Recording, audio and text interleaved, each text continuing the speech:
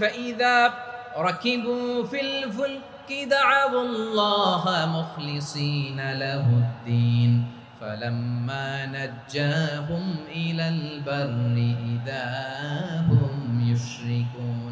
আল্লাহ বলে একদল লোক আছে, তারা যখন নৌযানে চড়ে, জলযানে চড়ে, সাগরের মধ্যে যখন জাহাজে চড়ে, লঞ্চে চড়ে, তারা যখন তুফানের সম্মুখীন হয় তখন তারা আল্লাহরে বড্ড বেশি ডাকে, একান্ত ভাবে ডাকে, বিশুদ্ধ চিত্তে ডাকে। আবার তুফান থেকে তাদেরকে সেফ জোনে নিয়ে, নিরাপদ জোনে নিয়ে যখন বন্দরে আমি আল্লাহ তাদেরকে ভিড়িয়ে দেই, ওই লোকগুলো আবার আমি আল্লাহর সাথে শিরিক করে। এরকম আছে না নাই? জাহাজে উঠছে, সাগরের মাঝখানে তুফান, ওই সময় দেখবেন আল্লাহ কারে কয়। এই কথা তো আপনাদেরকে বোঝানো সহজ, আপনারা তো নদীর দেশের মানুষ। লঞ্চে চড়েন নাই কারা কারা দেখি? লঞ্চে চড়ছেন? হ্যাঁ, লঞ্চে চড়ে নাই এরকম একজনও নাই এখানে। আচ্ছা, লঞ্চে উঠছেন কে কে দেখি? মাশাআল্লাহ, মাশাআল্লাহ, মাশাআল্লাহ। ঠিক আছে, আপনাদের বোঝানো সহজ। আচ্ছা, লঞ্চে উঠে তুফানের সম্মুখীন হয়েছেন, জলোচ্ছ্বাস সবাই, মাশাআল্লাহ। তো এই ওয়াজ তো আপনাদের মুখস্থ, ঠিক কিনা বলেন? আমার বলার দরকার নাই, বলেন। মাঝ নদী, তুফান, জলোচ্ছ্বাস, জলের মধ্যে উচ্ছ্বাস, ঢেউ, টর্নেডো, সাইক্লোন, মেঘের ঘনঘটা, পরিবেশ ঘুটঘুটে অন্ধকার, লঞ্চ একবার এদিকে আরেকবার ওইদিকে, ভিতরে কি অবস্থা হয় বলেন তো? হ্যাঁ, তখন মুসলিম আল্লাহর ডাকে, হিন্দু আল্লাহর ডাকে, ঠিক কিনা বলেন? আস্তিক আল্লাহর ডাকে, নাস্তিক আল্লাহর ডাকে, ঠিক কিনা?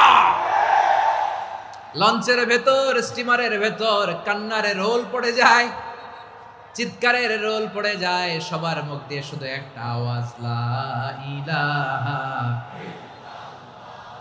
লা ইলাহা লা ইলাহা সুবহানাল্লাহ আলহামদুলিল্লাহ লা ইলাহা। আল্লাহ নামের জিকির করবে যারা, আল্লাহর কাছে প্রিয় তারা, আল্লাহর কাছে প্রিয় যারা, জান্নাতে প্রবেশ করবে তারা, জোরে লা ইলাহা লা ইলাহা ইল্লাল্লাহ লা ইলাহা ইল্লাল্লাহ মুহাম্মাদুর রাসূলুল্লাহ সাল্লাল্লাহু আলাইহি ওয়াসাল্লাম। আমার প্রিয় পটুয়াখালীবাসী, তাহলে লঞ্চের ভেতরে যখন আমরা তুফানের মধ্যে পড়ি, তখন সবাই মিলে আমরা একটা নামের জিকির করি। নামটা কার? মুসলমানেরাও ডাকে, হিন্দুরাও ডাকে, আস্তিকও ডাকে, নাস্তিকও ডাকে, সবাই ডাকে একজনকে, তিনি কে? আবার দেখবেন ওই আল্লাহ তুফানের পরে, ঝড়ের পরে ওই লঞ্চটাকে যখন সদর ঘাটে ফিরিয়ে দেয়, আবার আমরা নাফরমানি শুরু করে দেই। সে কোথায় আল্লাহ বললেন, ফাইদা রাকিবু ফিল ফুলকি দা'আউল্লাহা মুখলিসিনা লাহুদ্দিন ফালাম্মা নাজ্জাহুম ইলাল বাররি ইযা হুম ইউশরিকুন। সাগরে যখন তুফানে পড়ে আমি আল্লাহর ডাকে, আবার আমি আল্লাহ যখন বাঁচিয়ে দেই, আবার আমি আল্লাহর সাথে শিরিক শুরু করে। আমরা কি এরকম হতে চাই নাকি? এরকম করবেন? হ্যাঁ না, আমরা তুফানে পড়লেও আল্লাহরে ডাকি, আবার বাঁচায় দেওয়ার পরেও ডাকি কারে? আল্লাহকেই ডাকি। বিমানের মধ্যে মাঝে মাঝে দেখবেন যে এয়ার টার্বুলেন্স হয়, জানেন? এয়ার টার্বুলেন্স জানেন তো? মাঝে মাঝে বিমানটা বাউন্সিং করে, বাম্পি, ভেরি বাম্পি ওয়েদার। শোনেন নাই?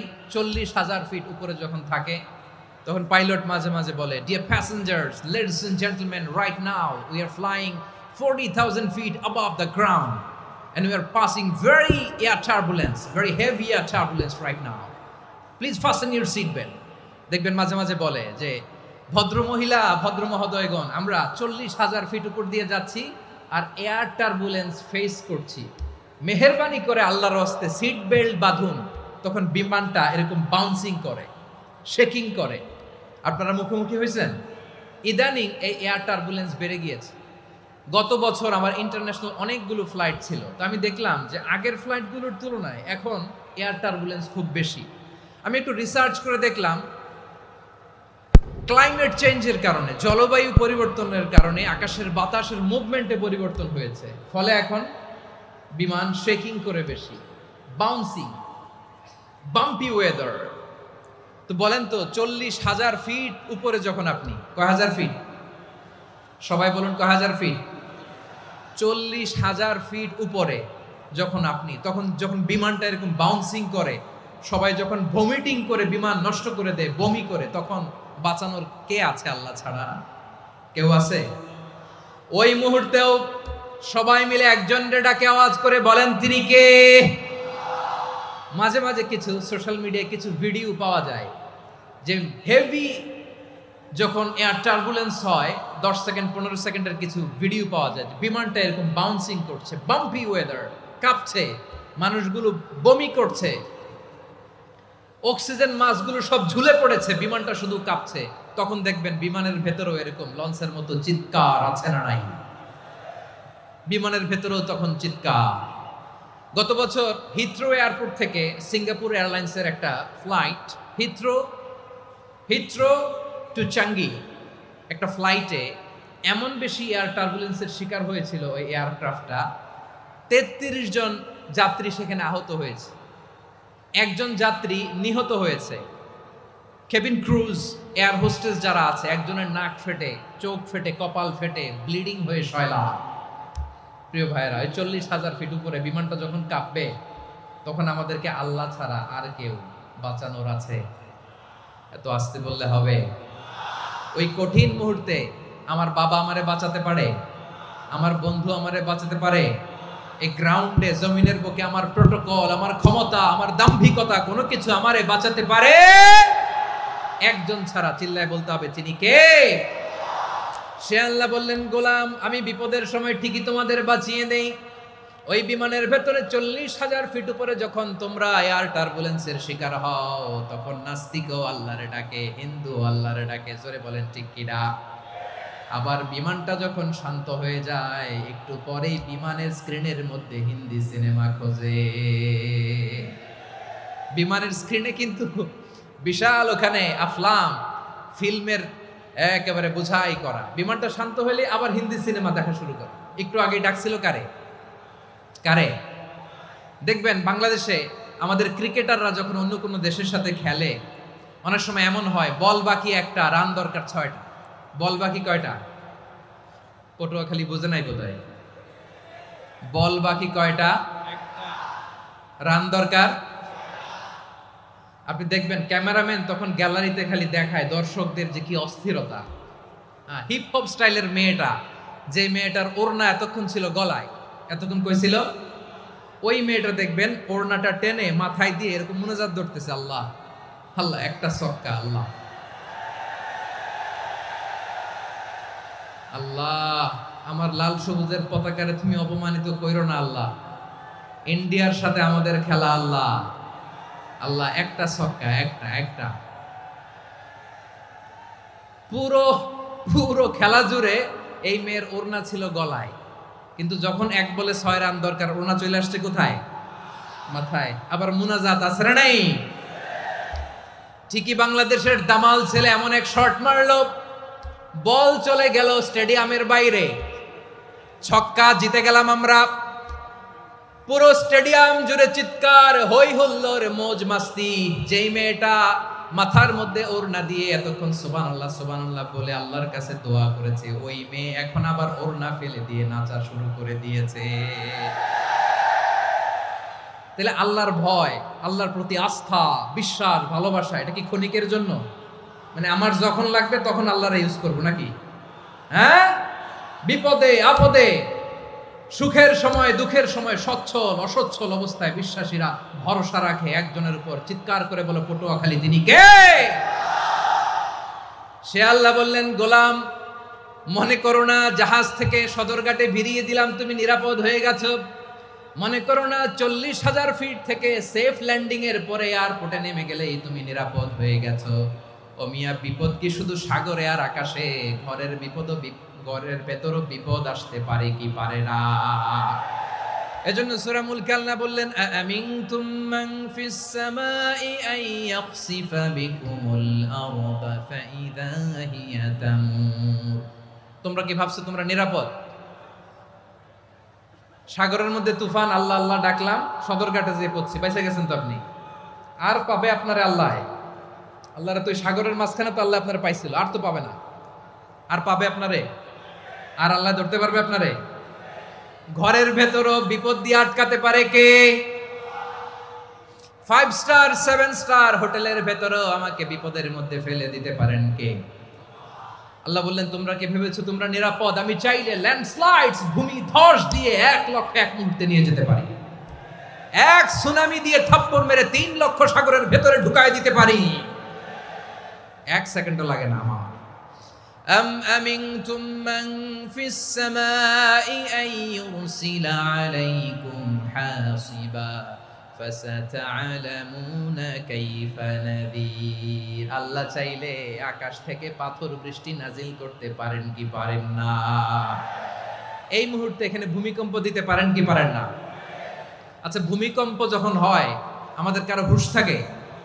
আপনি মনে করছেন আমরা সাধারণ মানুষ, আমরা দৌড় দেই, আর প্রেসিডেন্ট প্রধানমন্ত্রী ওনারা বুঝি খাটে শুয়ে থাকে? কথা বুঝে নাই বোধহয়।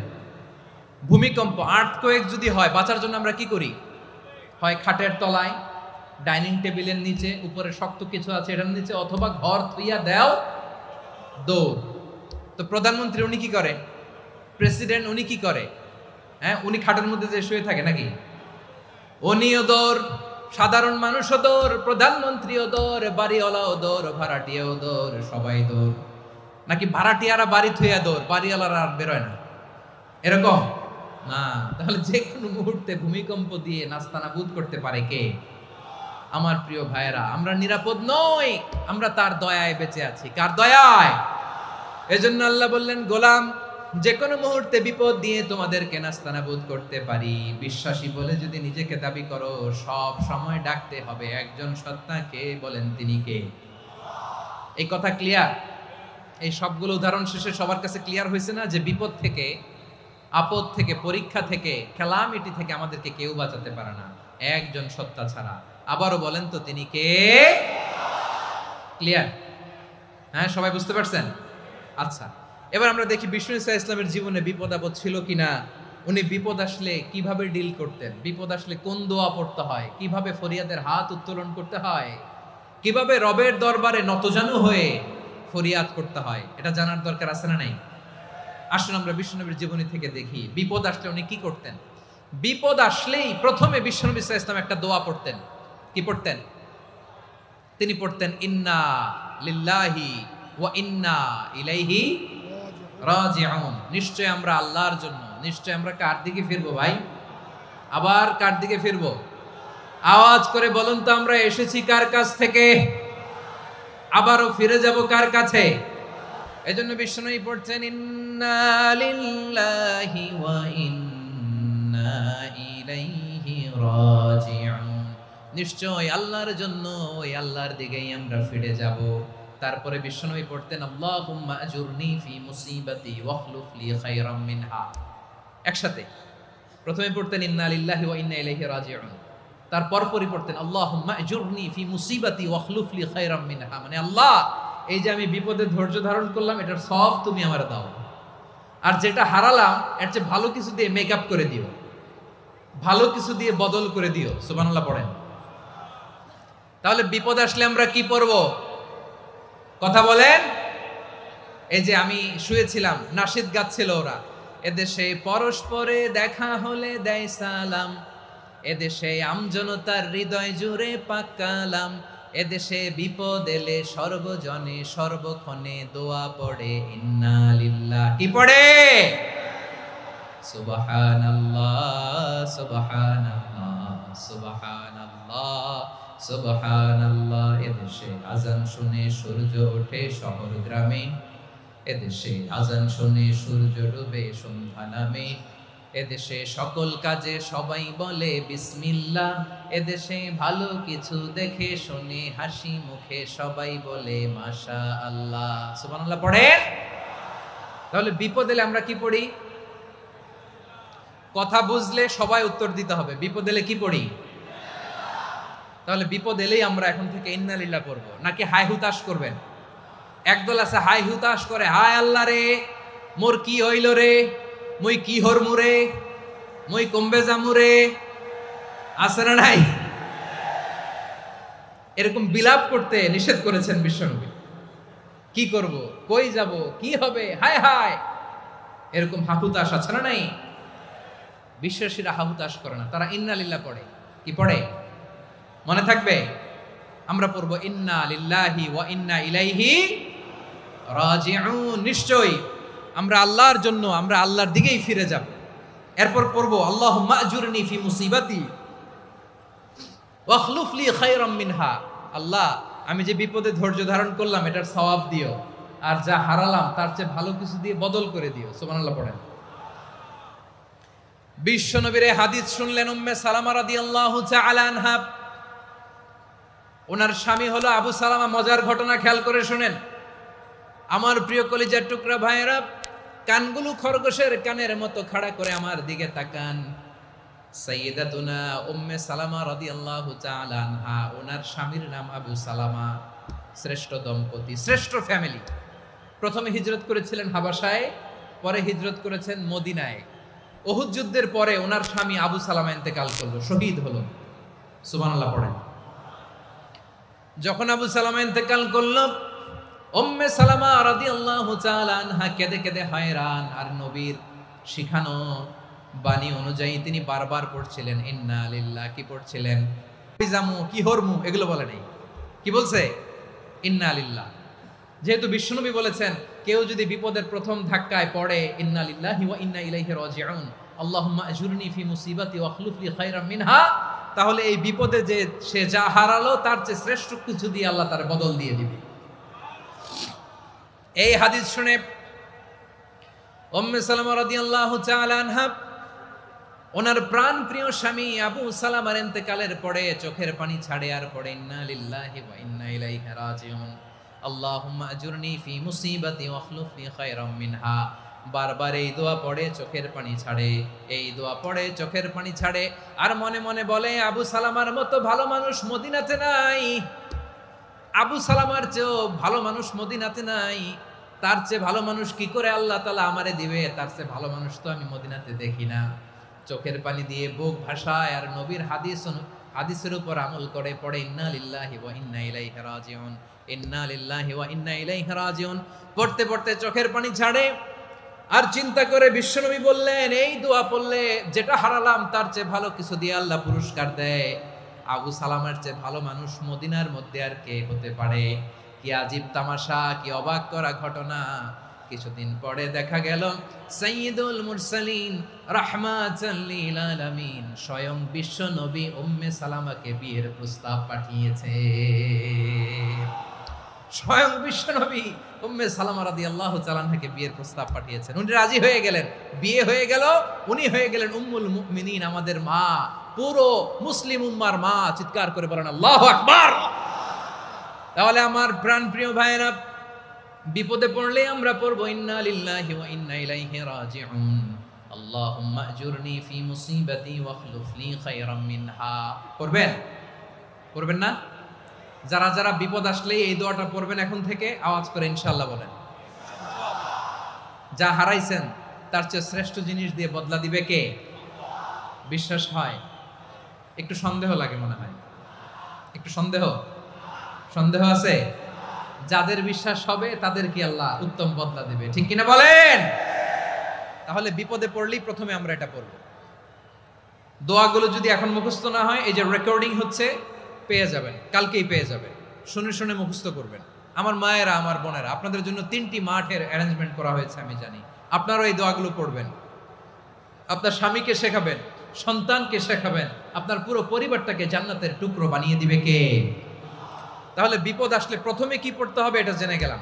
এরপরে বিপদ আসলে নিজেকে কি করে আল্লাহর কাছে সঁপে দিতে হয় এটাও জানার দরকার আছে না নাই? বিপদে প্রথমে ইন্নালিল্লাহ পড়লাম, ধৈর্য ধারণ করলাম, বিপদ থেকে উদ্ধারের সর্বোচ্চ চেষ্টা করলাম। আমার কাজ যখন শেষ তখন আমি আমার এই বিষয়টা আল্লাহর কাছে সঁপে দিব। কার কাছে সুপর্দ করব? কার কাছে? বিপদে বললে কেমন করে নিজেকে আল্লাহর কাছে সঁপে দিতে হয়, আসুন সাইয়েদনা ইব্রাহিম আলাইহিস সালামের জীবনী থেকে জানি। আল্লাহর খলিল ইব্রাহিম আলাইহিস সালাম আমাদের মতো সমাজ ব্যবস্থা পায় নাই। আমরা জন্মের পরে আমাদের কানের ভেতরে আজান দিয়েছে কে? একামত দিয়েছে কে? আমাদের বাপদাদারা আমাদের কানে আজান দিয়েছে কি? দেয় নাই। আমাদের জন্মের পরেই তো আজান, একামত, বাড়ির পাশে মসজিদ, প্রতিদিন আজান, জুমার খুতবা, প্রতি মাসে মাসে তাফসিরুল কোরআন মাহফিল, মসজিদ, মিনারা, অভাব নাই। ঠিক কিনা বলেন? আপনি যেই সুন্দর ইসলামিক এনভায়রনমেন্ট পেয়েছেন, আমাদের ইব্রাহিম খলিল উনিও কি এরকম পেয়েছিলেন? হ্যাঁ, উনি জন্মের পর পরে ওনার কানে আজান দিছে কেউ? আমার প্রিয় ভাইরা, আগা গোড়া একটা শিরকি পরিবেশ উনি জন্মগ্রহণ করেছে। উনি ছাড়া ওই তল্লাটে একজনও আল্লাহর উপর বিশ্বাসী নাই। কল্পনা করতে পারেন? গোটা তল্লাটে, গোটা দেশে বিশ্বাসী মুমিন, আল্লাহর উপর বিশ্বাস স্থাপনকারী কয়জন? সবাই বলেন কয়জন? বাকি সব মুশরিক। বাকি সব মুশরিক নিজের সাথে নিজে শক্ত বোঝাপড়া করে, অ্যানালজি করে, সেলফ কনভারসেশন করে উনি মহা সত্যের সন্ধান পেয়েছে। উনি আকাশের তারা দেখে ভাবে মনে হয় এটাই আমার খোদা, পরে দেখে তারা নাই, মনে মনে বলে না তাইলে এটা না। আবার চাঁদ দেখে বলে চাঁদটা বড় মায়া লাগে, মনে হয় এটাই আমার রব, পরে দেখে চাঁদও নাই, কয় না এটা না। এরপরে দ্বীপ প্রহরের জলজলে সূর্যটা খাঁ খাঁ করে গোটা পৃথিবীটারে রৌদ্র দিয়ে তাতিয়ে রাখে। তিনি ভাবলেন মনে হয় এটাই আমার রব, কারণ এটাই তো সবচেয়ে বড়।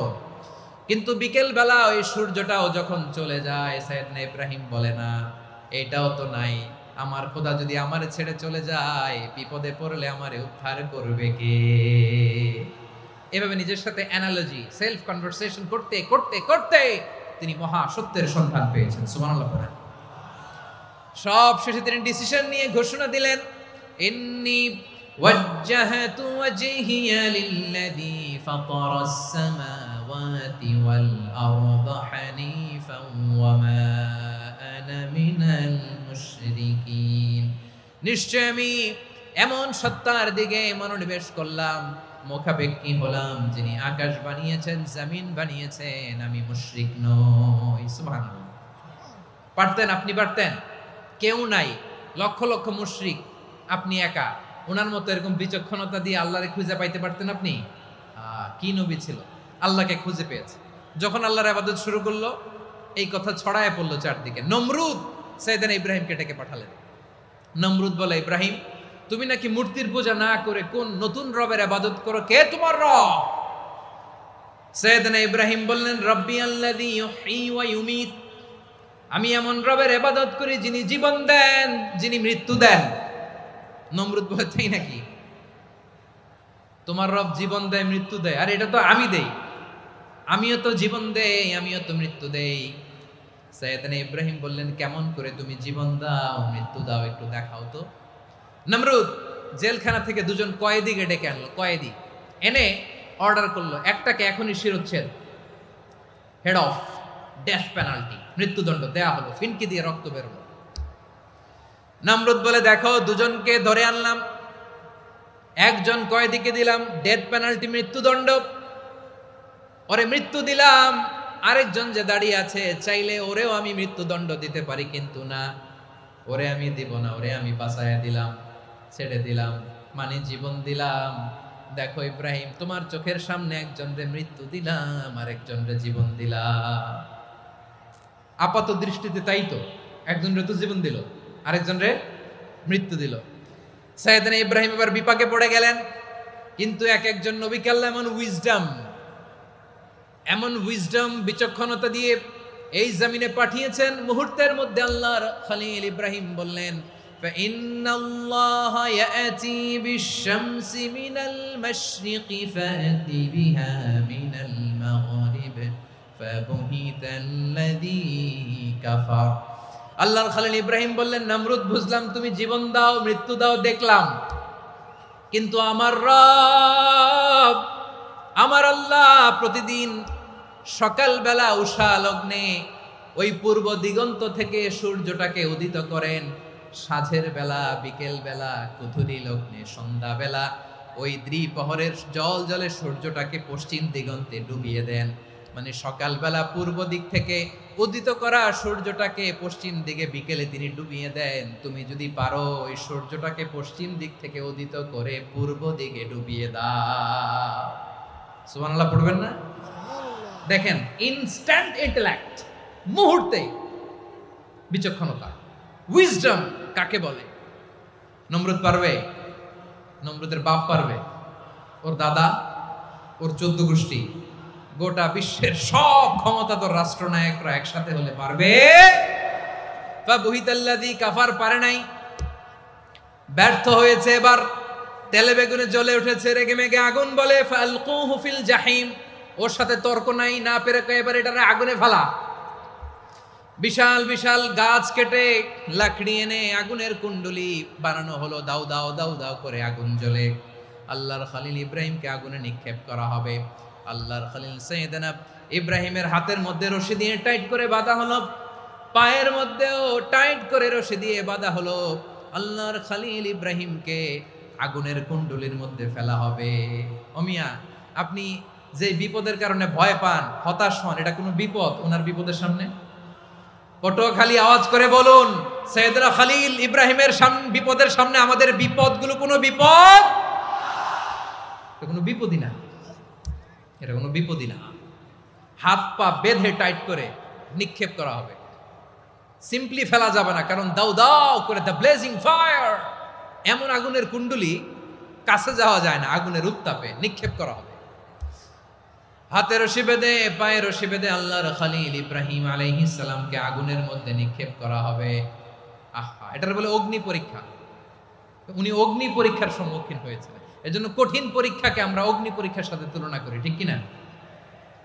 সাইয়েদনা জিবরাইল এসে বললেন, ও আল্লাহর খলিল, ওরা তো আপনার হাতও বেঁধে ফেললো, পাও বেঁধে ফেললো, নড়াচড়ার সুযোগ নাই, বলেন আমি জিবরিল ফেরেশতা আপনার জন্য কি করতে পারি?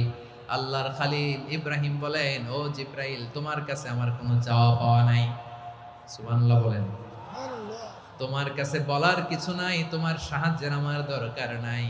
সাইয়েদনা ইব্রাহিম আলাইহিস সালামকে হাতে পায়ে রশি বেঁধে, হাত পা বাঁধা অবস্থায় জ্বলন্ত অগ্নিকুণ্ডে যখন নমরুদের দলবল নিক্ষেপ করবে, আল্লাহর খলিল কিভাবে নিজেকে আল্লাহর কাছে সঁপে দিয়েছেন, পটুয়াখালীর ভাইরা খেয়াল করে শুনুন।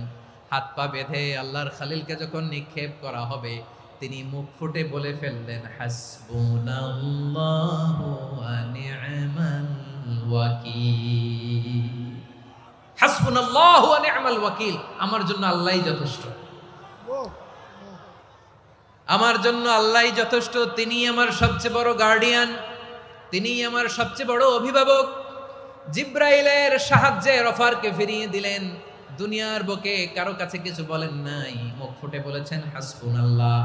ও আমার পটুয়াখালীর প্রাণের ভাইয়েরা, খেয়াল রাখবেন, কোন বান্দা তার হাতে থাকা সব চেষ্টাটুকুন করার পরে মুখ ফসকে মুখ দিয়ে যখন বলে ফেলে হাসবুনাল্লাহ, বান্দা যখন হাসবুনাল্লাহ বলে ফেলে, ওই ব্যাপারটা ডিল করার দায়িত্ব স্বয়ং আল্লাহ আরশের উপর থেকে নিয়ে নেয়।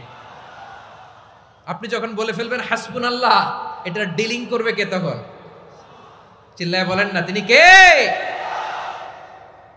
বান্দা তার সাধ্যের সবটুকু চেষ্টার পরে নতজানু হয়ে যখন বলবে হাসবুনাল্লাহ, আল্লাহ তুমি আমার জন্য যথেষ্ট, নি'মাল ওয়াকিল, তুমি আমার শ্রেষ্ঠ অভিভাবক, তখন তার কি দরকার না দরকার এটা ডিল করে স্বয়ং আল্লাহ।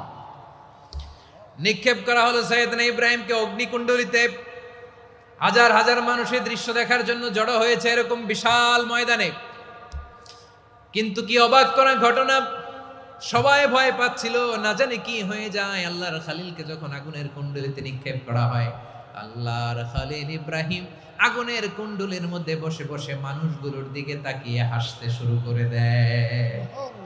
কারণ আকাশ থেকে রব্বুল আলামিন স্পেশাল ভার্ডিক্ট নাজিল করেছেন, স্পেশাল হুকুম জারি করেছেন, কুলনা ইয়া নারু কুনি বারদান ওয়া সালামান আলা ইব্রাহিম। ও আগুন, খবরদার, সৃষ্টির শুরু থেকে তোকে একটা ধর্ম আমি বাতলে দিয়েছিলাম, তোর ধর্ম আগুনের ধর্ম হলো যা পাবে জ্বালিয়ে সারখার করবে।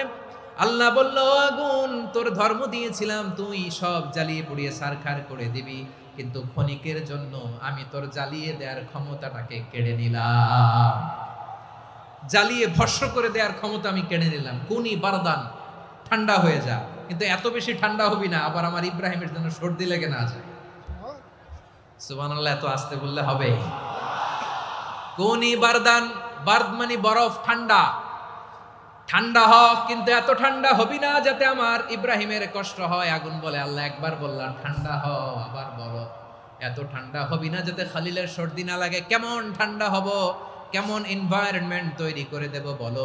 আল্লাহ বললেন, সালামান আলা ইব্রাহিম, আমার খলিল, আমার কলিজা, আমার ইব্রাহিমের জন্য তুই জান্নাতের গুল বাগিচা হয়ে যা। ও ভাই, নবী মুসার মতো ঈমান হলে রাস্তা হবে সাগর জলে, নবী ইউসুফের মতো ঈমান হলে একে একে দরজা খোলে। নবী ইব্রাহিমের মতো ঈমান যদি আজও থাকে বিদ্যমান, অগ্নিকুণ্ডে দেখতে পাবে খুবসুরত এক ফুল ভাগা। কুলনা ইয়া নারু কুনি বারদান ওয়া সালামান আলা ইব্রাহিম। বান্দা যখন মুখ দিয়ে বলে হাসবুনাল্লাহ, আমার আল্লাহ আমার জন্য যথেষ্ট, এই বলে যখন নিজেকে সঁপে দেয়, তার কি লাগবে ওই দায়িত্ব স্বয়ং নিয়ে নেয় কে? সবাই বলেন, স্বয়ং নিয়ে নেয় কে? তাহলে আমার প্রিয় ভাইরা, বিপদের শুরুতেই আমরা বলবো ইন্না লিল্লাহ। শুরুতে কি বলবো? এরপরে যেই বাক্যটা পড়ে নিজের পরিস্থিতিকে আল্লাহর দরবারে সঁপে দিব, সেটা হচ্ছে হাসবুনাল্লাহ। সেটা কি? বিষ্ণু বলেন, লা ইয়াজালু লিসানুকা রাতাবান মিন যিকরিল্লাহ, সব সময় আল্লাহর স্মরণ দিয়ে, জিকির দিয়ে জিহ্বাটারে সিক্ত রাখো। আর শয়তানু জাসিমুন আলা কলবি ইবনে আদম, শয়তান বনি আদমের কলবে খামচি মেরে বসে থাকে। ফাইদা যাকারাল্লাহ খালাসা, মানুষ যখন আল্লাহর স্মরণ করে জিকির করে শয়তান দৌড়ে পালায়। ওয়াইদা গাফালা ওয়াসওয়াসা, যখনই বনি আদম গাফেল হয় তখনই শয়তান তার হৃদয়ে ওয়াসওয়াসা দেয়।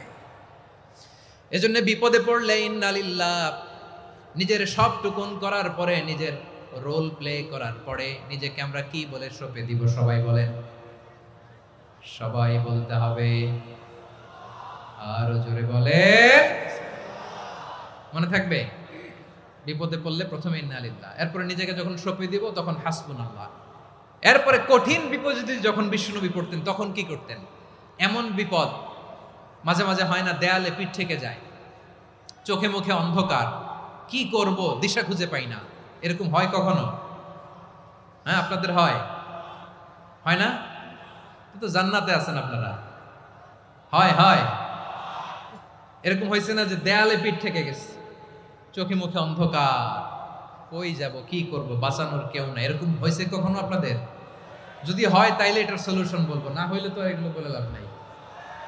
হয় হয় হয় বিশ্বনবী এরকম কঠিন বিপদে পড়েছেন জীবনের কিছু কিছু মুহূর্তে।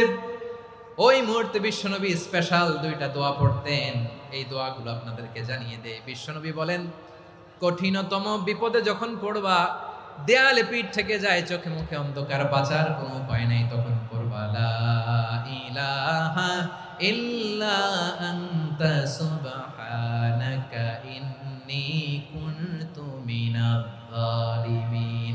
আল্লাহ, তুমি ছাড়া কোনো ইলাহ নাই, তুমি পবিত্র, নিশ্চয় আমি জালিমদের অন্তর্ভুক্ত।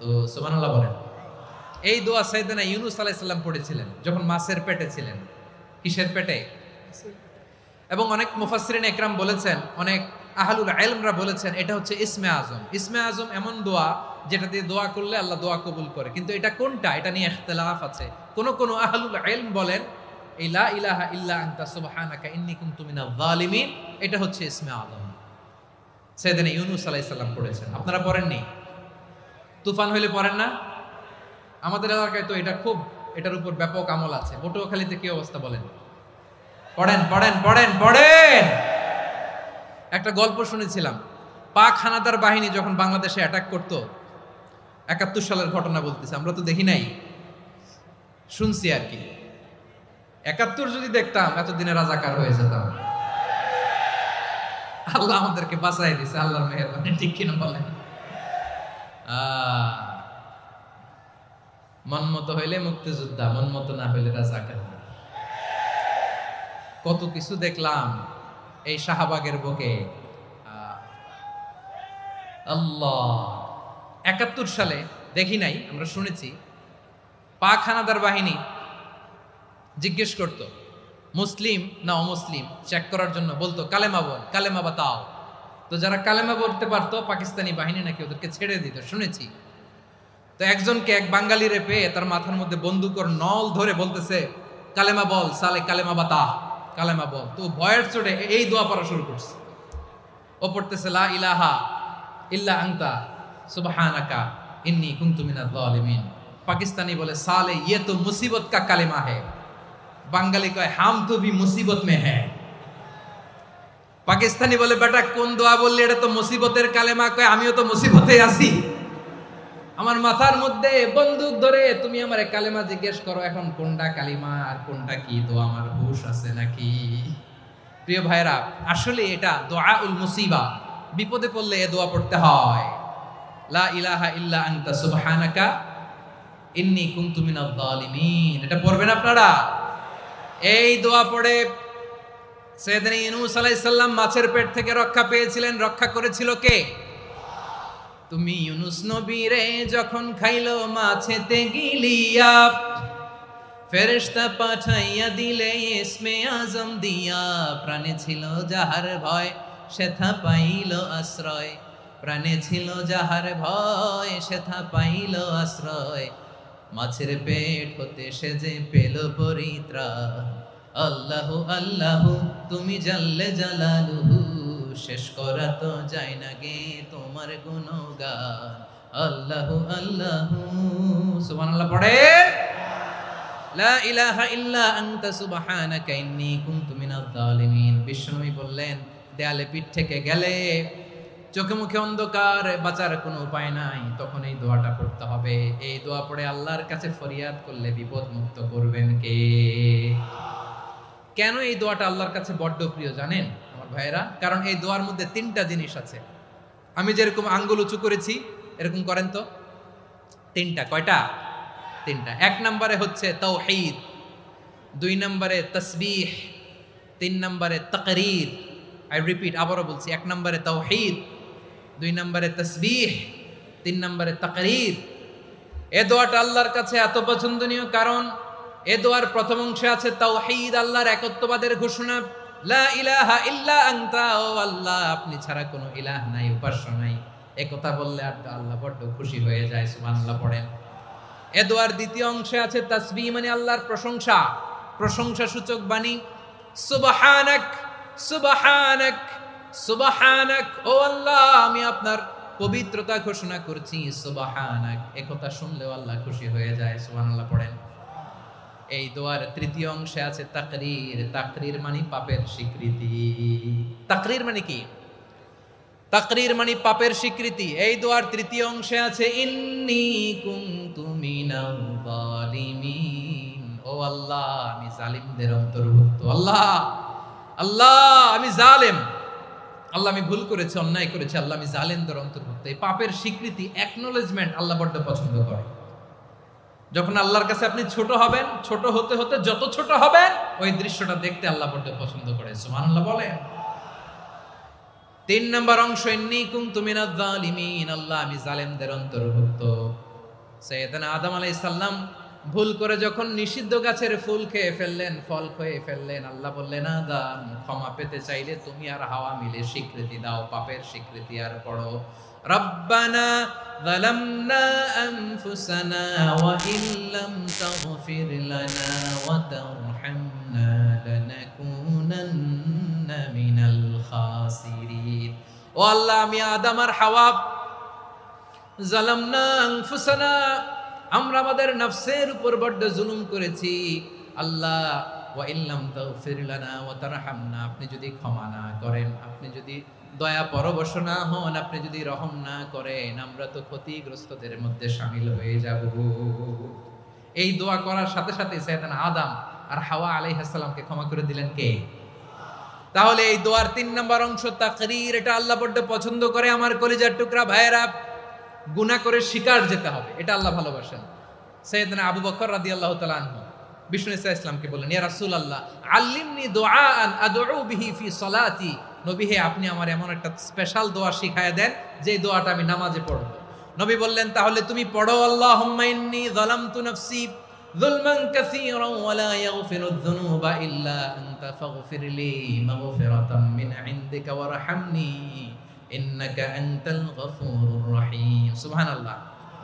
সালাম ফিরানোর আগে পড়েন, কথা কয় না, পড়েন পড়েন। ও আবু বকর, নামাজে যদি দোয়া করতে মনে চায় এই দোয়াটা পড়বা, আল্লাহুম্মা ইন্নী যালামতু নাফসি, আল্লাহ জুলুম করেছি আমার নফসের উপর, যুলমান কাসীরা, অনেক জুলুম, ওয়া লা ইয়াগফিরুয যুনুবা ইল্লা আনতা, আপনি ছাড়া এই জুনুব, এই পাপ ক্ষমা করার দ্বিতীয় কোনো রব নাই। আছে? আল্লাহ ছাড়া আমাদের গুনাহ আর কে কে ক্ষমা করতে পারে বলেন তো? কে পারে? কে? এজন্য আল্লাহরে বলবেন, আল্লাহ আমি ছাড়া তোমার গোলামের অভাব নাই, ও আমার রব আমি ছাড়া এই জমিনের বুকে তোমার গোলামের অভাব নাই, কিন্তু তুমি ছাড়া তো আমার দ্বিতীয় কোনো রব নাই। পারবেন বলতে? পারবেন? চোখের পানি ছেড়ে আল্লাহরে বলবেন, আল্লাহ তুমি আমার রব, তুমি আমার সব। কি বলবেন? আল্লাহ আমারে রব। সবাই বলুন, আল্লাহ আমারে রব, দমে দমে তনু মনে তারি অনুভব, আল্লাহ আমারে রব। আল্লাহরে বলেন, আল্লাহ তুমি আমার রব, তুমি আমার সব। আল্লাহ আমি ছাড়া এই জমিনে তোমার গোলামের অভাব নাই, তুমি ছাড়া আমার দ্বিতীয় কোনো রব নাই। এ কথা বলে চোখের পানি ছেড়ে আল্লাহরে স্বীকৃতি দেন, আল্লাহ আমি পাপী, আল্লাহ জামিনে আমার চেয়ে বড় পাপী আর কেউ নাই। ওযু করে সিজদায় লুটিয়ে পড়ে চোখের পানি ছেড়ে আল্লাহরে পাপের স্বীকৃতি দেন, আল্লাহ এমন কোন জুলুম নাই, গুনাহ নাই আমি করি নাই, সগীরা কবিরা, জেনে না জেনে, ইচ্ছায় অনিচ্ছায়, শিরকি বেদাতি সব গুনাহ করেছি। আল্লাহ আকাশের নিচে জমিনের উপরে আমার চেয়ে বড় গুনাহগার আর কেউ নাই।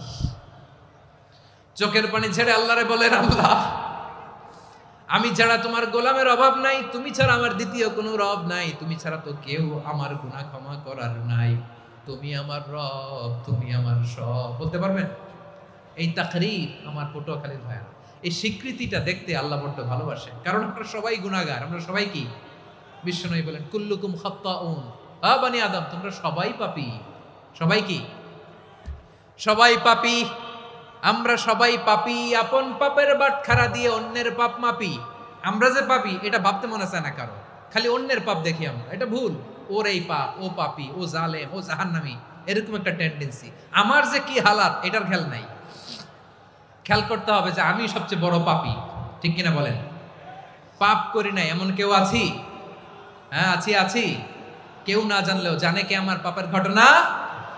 পৃথিবী না জানুক আমি তো জানি, আমি কি পাপ করেছি হায়। ও আমার কলিজার টুকরা ভাইয়েরা, মাথাটাকে নিচু করে জীবনের সব গুনার ফিরিস্তিগুলো একটা একটা করে স্বীকার করে আল্লাহরে বলেন, আল্লাহ আমি পাপী, আল্লাহ আমার চেয়ে বড় পাপী এই দুনিয়াতে কেউ নাই, আকাশের নিচে জমিনের উপরে আমার চেয়ে বড় পাপী কেউ নাই। একটা একটা করে আল্লাহ স্বীকার করি আমি পাপী, সব পাপের স্বীকৃতি দিলাম। পৃথিবী না জানুক আমি তো জানি, আমি কি পাপ করেছি হায়। আমার পাপের করলে বিচার, বাঁচার আমার নাই উপায়। দয়াময় তুমি মাফ করো আমায়, মাফ করো আমায়। আল্লাহ তাআলা যদি দয়া করে আমাদেরকে মাফ না করে, আমাদের বাঁচার কোনো উপায় নাই। আপনি কি ভেবেছেন আপনার নামাজ দিয়ে আপনি জান্নাতে যাবেন? আপনি তাহাজ্জুদ গুজার, সেজদা দিতে দিতে কপালে দাগ ফেলেছেন, এটা আপনারা জান্নাতে নেবে না? আপনি এলাকার সবচেয়ে বড় হাতেম তাই দানশীল, এই দানের ভরসায় বসে আছেন, কশিন কালো না। আমাদের নামাজ, আমাদের রোজা, আমাদের ইবাদত, এগুলোকে মিজানের পাল্লায় উঠালে কোনো ওজনই হবে না। তবে আমাদের একটা কৌশল জানা আছে, আমরা আল্লাহর রহমতের ভিখারি। আমরা সেদিন আগেই গুনার স্বীকৃতি দিয়ে দেব। আমরা বলবো, আল্লাহ তুমি প্রশ্ন করার আগে তোমার একটা কথা বলি, আমারে কিছু জিজ্ঞেস করো না, আমি সব করেছি। এমন কোন পাপ নাই যে পাপ আমারে দিয়ে হয় নাই। তোমার রহমত দিয়ে তুমি জান্নাতে পাঠাবা, তোমার দয়ায় জান্নাতে যেতে চাই, আমল দিয়ে না। পারবেন বলতে? কিয়ামতের দিন আমরা বলবো, আল্লাহ আমার আমল দিয়ে জান্নাত চাই না, আমি তোমার দয়া দিয়ে জান্নাত চাই। তোমার দয়া ছাড়া আমার কোনো উপায় নাই। কারণ আল্লাহ যদি বিচার করে, বাঁচার কারো উপায় নাই। আল্লাহ যদি বলে ফেলেন তুই এটা করলি কেন, ওখানে গেলি কেন, কোরআনে 1000 বার নিষেধ করলাম তারপরেও এই পাপে জড়ালি কেন, এরকম প্রশ্ন ছুড়ে দিলে আমার উত্তর আছে? বাঁচার কোনো উপায় আছে? রোজ হাসরে হে আল্লাহ আমার করোনা বিচার, আল্লাহ করোনা বিচার। বিচার চাহি না তব দয়া চাই, এ গুনাহগার করোনা বিচার। আপনার আমল দিয়ে জান্নাতে যাবেন? কি দিয়ে যাবেন? আল্লাহর দয়া দিয়ে। আল্লাহর রহম আর দয়া ছাড়া কেউ জান্নাতের চেহারাও দেখতে পাবে না। আমার প্রিয় ভাইরা, এই দোয়া আল্লাহর কাছে পছন্দনীয় হওয়ার কারণ 3টা। দোয়ার প্রথম অংশে আছে তাওহীদ, আল্লাহর একত্ববাদের ঘোষণা। এই দোয়ার দ্বিতীয় অংশ আছে তাসবিহ, আল্লাহর প্রশংসা সূচক বাণী। এই দোয়ার 3 নাম্বার অংশ পাপের স্বীকৃতি। তাহলে আমরা সবাই গুনাহগার। আমরা আল্লাহর কাছে পাপের স্বীকৃতি দিয়ে বলবো, ও আল্লাহ ইন্নী কুনতু মিনাজ জালিমিন, আমরা জুলুম করেছি, পাপ করেছি, অন্যায় করেছি, আল্লাহ বুঝতে পারি নাই। শয়তানের ওয়াসওয়াসায় পড়ে, বন্ধুর পাল্লায় পড়ে, নফসের খায়েশ মিটাতে যে আল্লাহ করে ফেলেছি। তুমি গুনাহ না মাফ না করলে আমাদের গুনাহ মাফ করার দ্বিতীয় কেউ নাই। ঠিক কিনা বলেন? এভাবে অনুতপ্ত হয়ে যদি আল্লাহর কাছে দোয়া করেন, দেয়ালে পিঠ থেকে গেছে, কোনো রাস্তা নাই বের হওয়ার, ওই মুহূর্তেও আপনাকে বিপদ থেকে উদ্ধার করবে কে? বিশ্বনবী চরম বিপদে পড়লে 2টা দোয়া পড়তেন। প্রথম হলো এটা, লা ইলাহা ইল্লা আনতা সুবহানাকা ইন্নী কুনতু মিনাল জালিমিন। এই দোয়াটা আমরা বেশি বেশি পড়ব প্রিয় ভাইরা। রাজি আছেন? সবাই আওয়াজ করে পড়ুন ইনশাআল্লাহ। আমার প্রিয় ভাইয়েরা, বিপদে পড়লে বিশ্বনবী আরো একটা দোয়া পড়তেন, লা ইলাহা ইল্লাল্লাহুল আযীমুল হালিম, লা ইলাহা ইল্লাল্লাহু রাব্বুল আরশিল আযীম, লা ইলাহা ইল্লাল্লাহু রাব্বুস সামাওয়াতি ওয়াল আরদি ওয়া রাব্বুল আরশিল কারীম। এই যে বললাম, রেকর্ড হয়ে গেছে। এখন তো আর ইনস্ট্যান্ট মুখস্থ না হলো, পরে মুখস্থ করে নেবেন।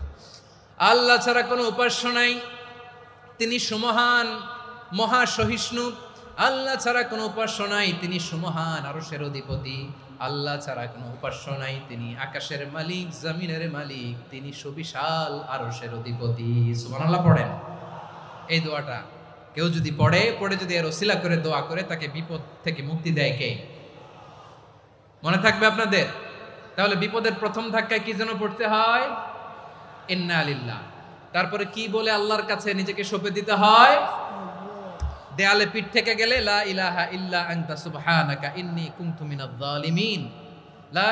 2 নম্বর হচ্ছে লা ইলাহা ইল্লাল্লাহুল আযীমুল হালিম, লা ইলাহা ইল্লাল্লাহু রাব্বুল আরশিল আযীম, লা ইলাহা ইল্লাল্লাহু রাব্বুস সামাওয়াতি ওয়াল আরদি ওয়া রাব্বুল আরশিল কারীম। মনে থাকবে?